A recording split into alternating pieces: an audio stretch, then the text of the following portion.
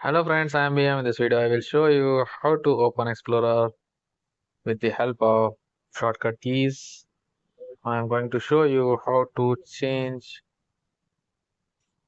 Explorer Home to this PC. Okay, open this PC option. This option is not default.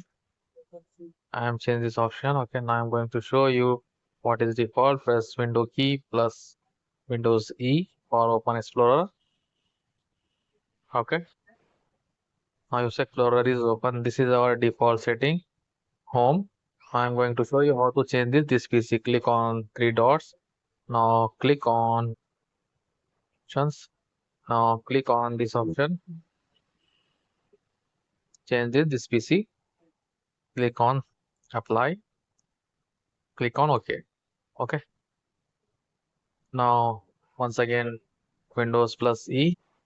Now you see this PC is shown in Explorer. Okay. Thank you for watching me. See you on next video.